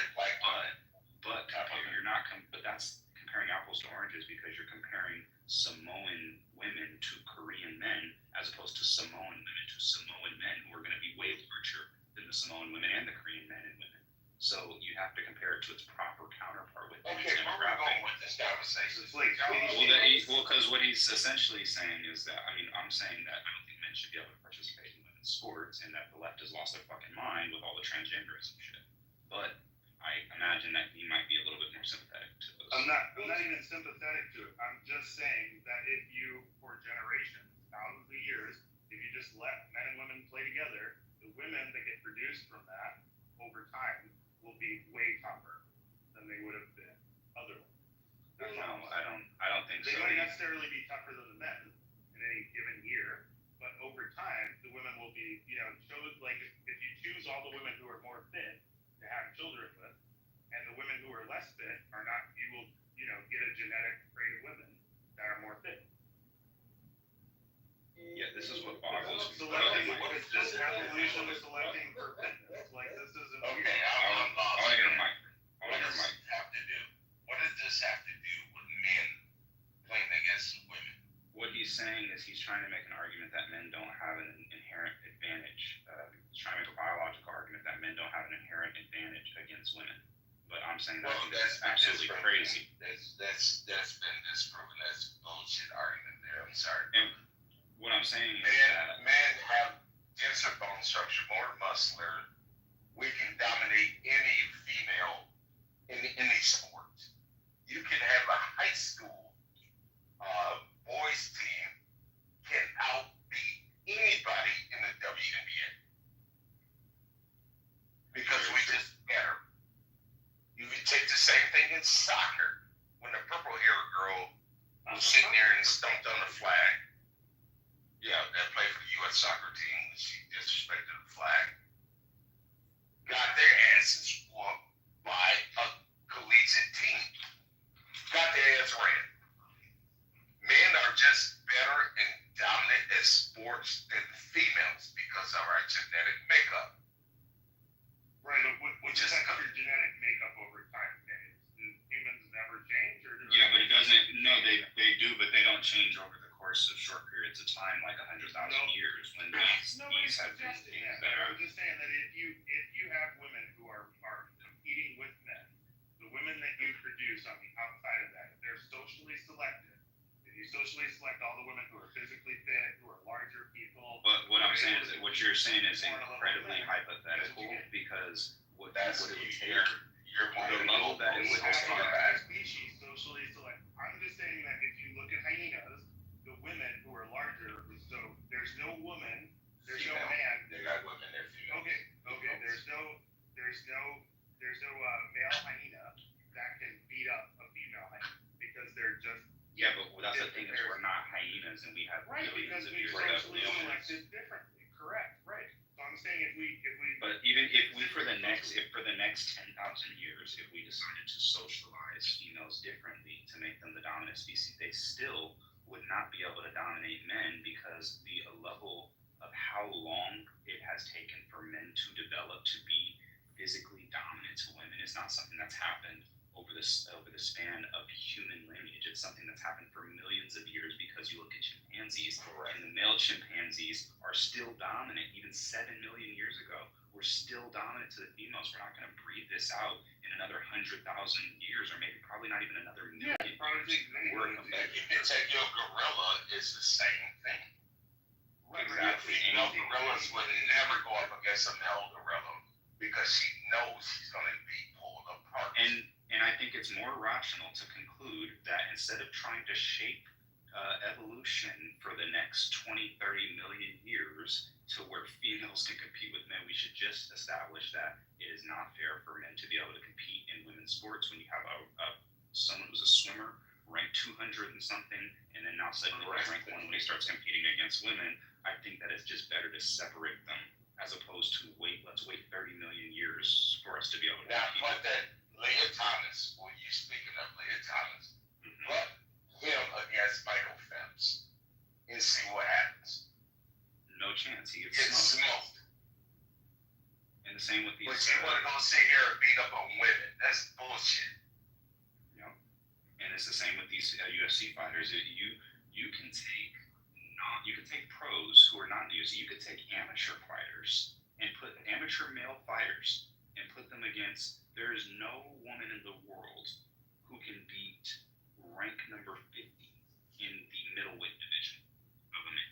There's just none. It's such a disadvantage, and that's where I say liberals lose their fucking mind with this compassion shit, because where they're coming from is really, I think, to some degree, trying to be like, well, look, we need to let everybody into spaces. We don't want these people to be, ostracized from life. If I was in that person and I was born transgender, I want somebody to treat me and I want to have the same opportunities. Yeah, I see that it's coming ultimately from a positive perspective, but we got to not be willing to lose our fucking minds in order to support people. The boxer out of Michigan, black girl. She was Olympian like 3 times, gold medalist. She tried it. She said, "Oh, I could beat a male."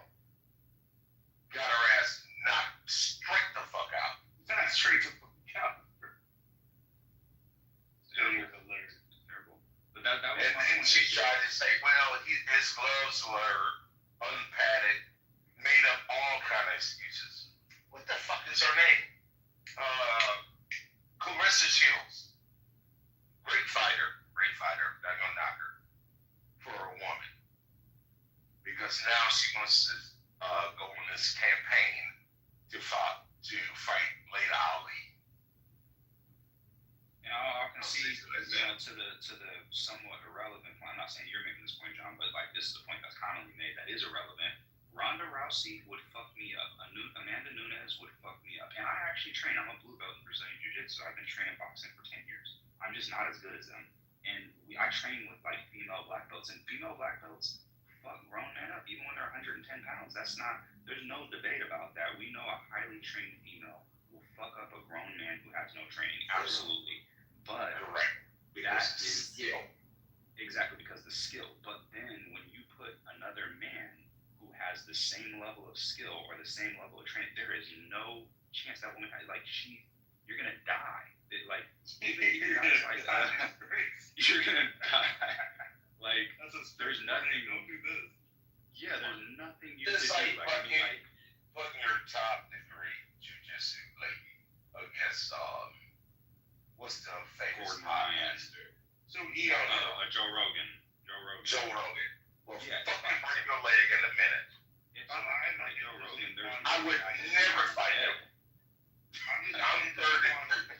This seems to I have my third degree in Taekwondo. I would never try to fight that guy. You don't want to get kicked by Joe Rogan. That's the Fuck no. That'd be the problem. You heard those stats?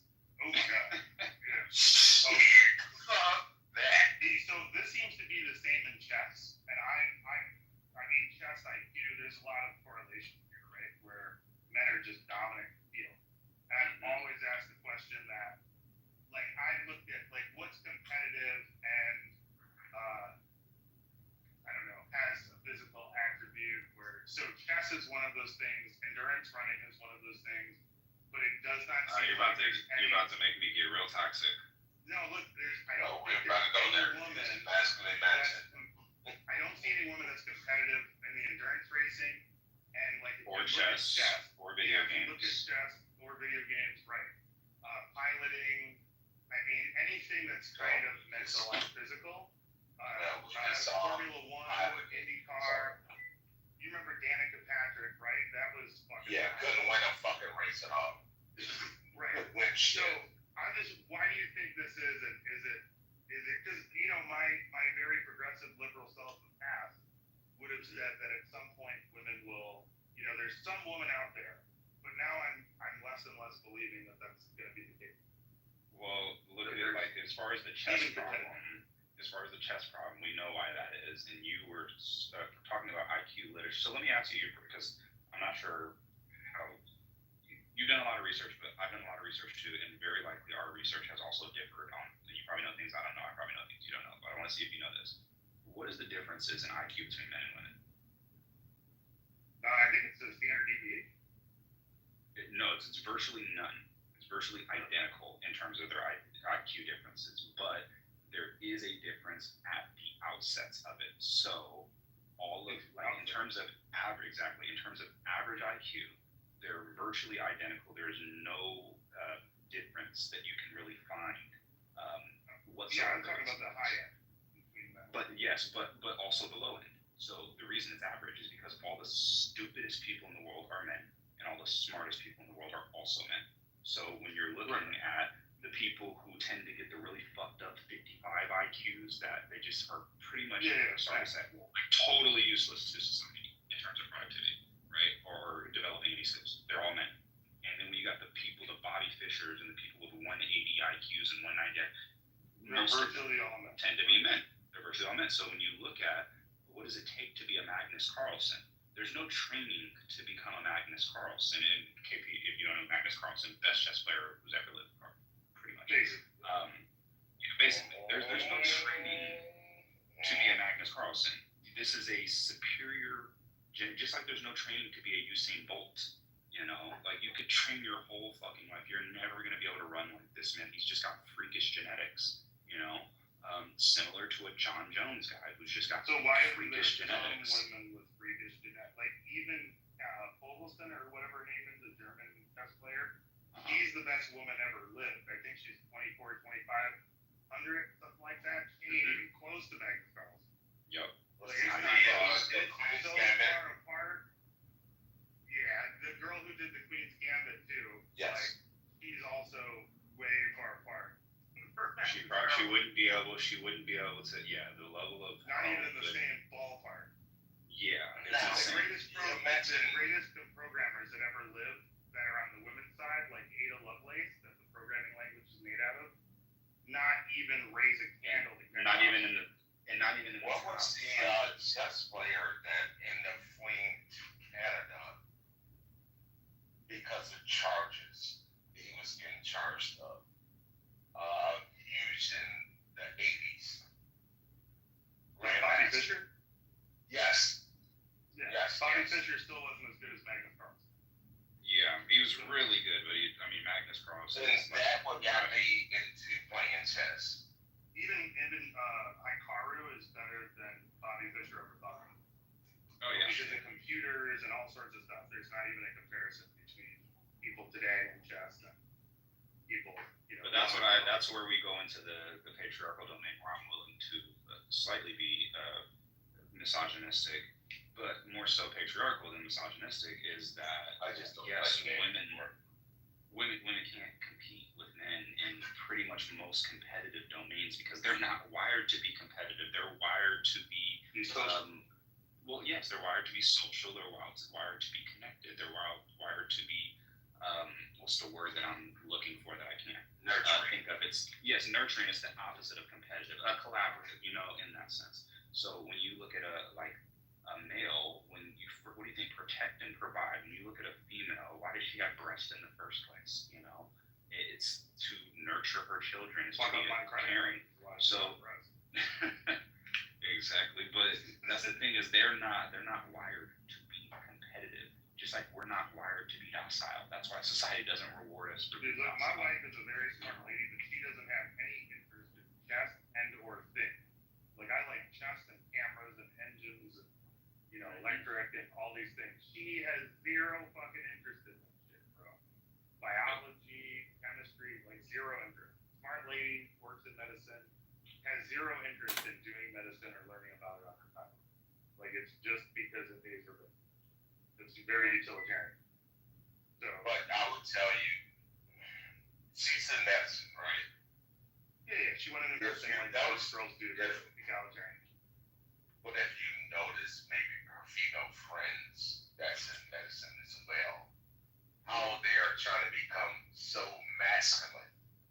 It's insane. I can't stand talking to them fuckers. Well, dude, my wife's very egalitarian. I mean, we have a lot of kids. She puts on makeup before I get up in the morning. She's not. But I get what you're saying, KP. You're saying that you can't stand the fucking modern. This is why I don't like female rappers. I'm sorry. It's very rare that I can appreciate it because it's an imitation of trying to be a nigga, and you're not. And it's like it don't even sound right when they say certain stuff. Like they be like, yeah, that nigga ate my ass, and I put it like, and it's just like, no, that's not. Or even hear young women say, "Suck my dick." It's like, oh my god, it's just like you're gonna be single for a long time, baby. You got another thing coming. It's like I'm damn near 50.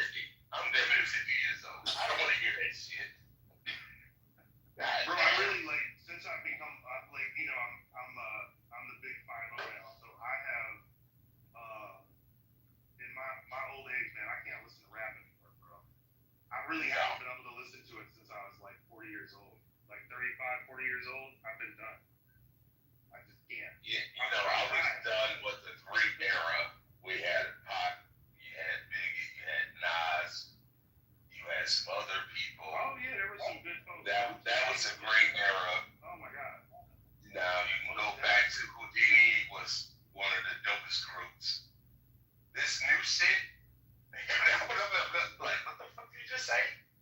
I ain't gonna lie, there is certain motherfuckers that you can't knock Mac Dre, you can't knock E40, you can't knock Larry June if you know who Larry June. E40 is hilarious. Well, that's our age. They're all old school though. Yeah, they're in our age group. Yeah. And you know Larry June's a little bit older than me. Actually, let me ask you, John, how old do you think I am? 32.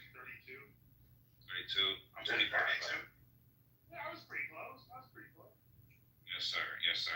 But that's why I say like certain. Man, I'm old enough to be both y'all daddies. I'm 50. We're retired. Oh, not you. Yeah, I was born in 75. I'm an old father. Yes, not I'm gonna say, KP, you was fucking real young, man. I got 30-year-old children. Well, my eldest is 31. My oldest is 31. Yeah. What's up, artist?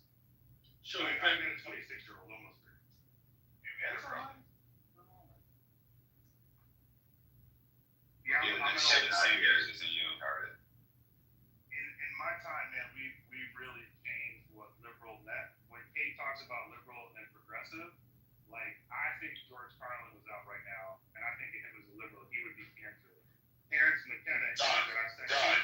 You would be done. They would have thrown that motherfucker out in the street. Like Terrence McKenna be more canceled than he was on the Senate. You know, I'm talking about shit. When he did his stand-up, that was like 92, 93-ish, I think. Yeah, his ass would have been cooked. 1997? He would have been cooked. Yeah, I think he died in like 04 to 07 or something like that, maybe 08. When he said, hey, there's a big club, and your ass ain't in it. That dude was hilarious. But he was what I thought of as liberal, like a free speech advocate. Yes, he was very liberal. But everybody else now, the progressives, do not want that. They more now. Like everybody's got to follow our social policy, or we're going to socially exclude you. Yada yada. Well, that's why I wonder is like, how do we get? And if he was alive, he'll be way far right now. He'll be on the right. Yeah, he'd basically be a Trump supporter. That's how far the Overton went to it. I was gonna say, how do we get back to a classical liberalism where people haven't lost their fucking mind? You can still fight for women's rights without saying bitches gotta be niggas. You can still fight for, I don't know though. I don't know. I think that you're seeing, I think you are seeing a shift back because you have, with men, what's the epidemic you have? With men, the epidemic is that you have a bunch of lonely men who are involuntarily celibate, right? You got the incel problem with men. But then with women, you got the involuntary childlessness, right? And involuntary can't end up getting married. So they're experiencing something too. It's just that men are experiencing it younger, women are experiencing it a little bit later, and they're having older. Yeah, exactly. Yeah, And like so 30, 40 years in old. the same sense, there's a bunch of unhappy women out there, and there's some young women who are starting to say, do I really want to take my advice from this old, ugly, blue-haired cat lady bitch who is giving me all this shitty advice on how she understands men? And the last 40 relationships, that she was in, it wasn't her fault that it didn't work out, you know? But she didn't get it by like relationship number 3 that there was something she needed to improve upon. So like these young, Because I can tell you from meeting several women, just friendships, not situation, anything like that, between 40 and 60, they have no man, never had sex in 20 years. It's insane. They start looking good, nobody wants to fuck. That's why they start buying them roses and all that shit, dildos and whatever. It's fucked up. But that's what I'm saying is that young women are starting to catch hold of that, and then now you got young women shifting back like, oh, I want to be a traditional wife. You got women who are so scared of what these old bitches are going through. They're like, I don't even give a fuck if my nigga cheat on me as long as he's good to me, you know. And so they're shifting back. God bless them. Then the pendulum is swinging back for the older women, saying, I ain't had no. Yeah, you know what I wish I could do? I ain't been laid in so many years. They started to switch, say, I can shut the fuck up and get me a man. Yeah, I want to say to these 20 and 30-year-old men, just focus on your business and your house and your life because your wife isn't born yet. You know, that's another thing. You mentioned Kevin Samuels. No, because his profile pic. I just said I thought it was funny that he had a profile pic of Kevin Samuels, but he joined right after all the patriarchal conversation. But no, in terms of what you're saying, John, I agree with what you're saying when you say, you know what I mean, don't focus on your woman right now. I have very strict policies for the type of females that I deal with, you know, and they have to be providing some type of value to me, to my life. And so I don't even even like standard shit that people be talking about. I was listening to Charlie Kirk talk about, you know, what's he saying? Don't ever split the bill and this, and this. I'm like, I'm gonna be real with you. I'm not paying for no bitch. I just went over to a female's house a couple weeks ago. She was irritating me, so I blocked her for 6 weeks. But one thing I did say is every time I came over, she was like, hey, are you hungry? I got some food. She's like, I got a bottle for you, this, and this. I'm not doing shit for this bitch because you're going to need to justify the value that you bring to my life before you begin trying to get anything out of me. I got to choose in me. Like, I think that's exactly how the problem with a lot of young men is that at the end of the day, if you really value yourself, if you're really investing into yourself and you're investing into your mind, your body, your fitness, you know what I mean, your finances, and you have built something for yourself. I got other men around me. I have a standard for the men that I have in my life as well. I'm not looking at this female like she's the prize just because she has a pussy. That's the one thing every female has. So, you know, when you have a bunch of females who are manipulating the fuck out of men constantly because men are so starved for some pussy, that is your superpower, is not being capable of being manipulated. Your value is predicated upon your ability to walk away and not give a fuck and keep it pushing. Yeah, I'm not a person, right? I'm obviously. Yeah, I need to get in this Monte Carlo so I can tell you. Join the days out, my nigga. I've never been pushing anything, but I kind of have a family that in the system that I've always been in long-term relationships with. So I've been with my wife. I'm divorced, but I've been with my wife currently a little over 10 years, and we just have a family unit. Like my household, my wife, my ex-wife is kind of a purple hair, but we have more of a family unit that's more of a conservative household overall, but we have very liberal ideas. In a lot of cases, like you've seen with me talking about the border, we live in Mexico, right? We hang out with mostly Spanish people and black people, and we travel a lot. So we have a weird, we're kind of the 1% of people here. But I really have a long-term, I want to be in a long-term relationship viewpoint. Not like most of the people that I see do not have that mentality. I certainly don't. I don't see how I could justify it possibly. And this is the thing. I was just talking to my boy yesterday when we was watching these fights. He said, because he's super Christian, and he was like, I don't see how, unless you were a Christian or unless you were somebody like me, how you could even justify monogamy for somebody like you. You know what I mean? And it's like, I don't see. I'm not saying I would never, but like, god damn, this bitch better be like the Prince of Dubai or Princess of Dubai or some shit. You know what I'm saying? Like, you would have to really be some special type of, because outside of that, why is that a good offer? Even marriage, like the idea that I'm gonna split half my shit with somebody, over like. No, we does just a have an woman? agreement in place, man. But we don't. When I got That's married good. the second time, we put a legal agreement in place that we don't split anything. Really, we have stuff that occurred during the marriage, and we have stuff that is our own.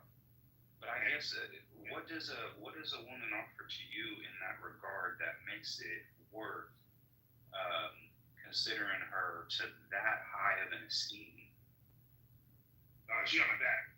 Like, give you for instance. Outside of pussy and companionship.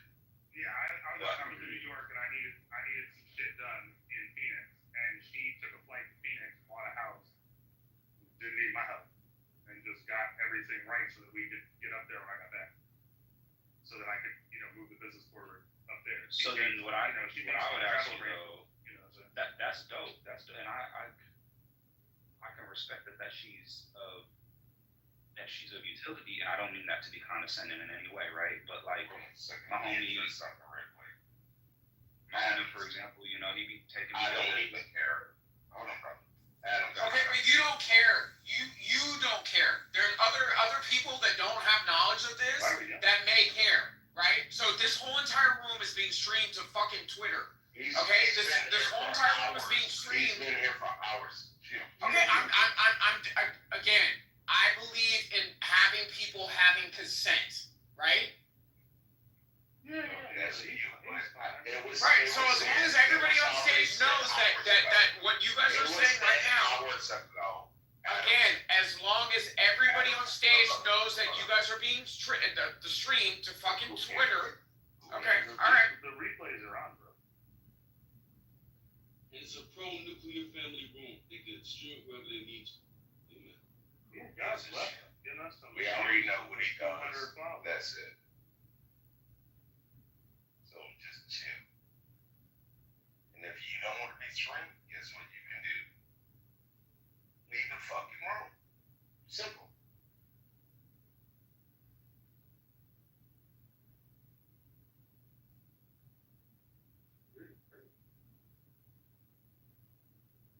Well, you gotta stop using weird, bro. Weird gets weird. Weird as shit. This dude's wild. What the fuck is he on tonight? Dude, the internet is on. Somebody's training him. Oh no, Kate.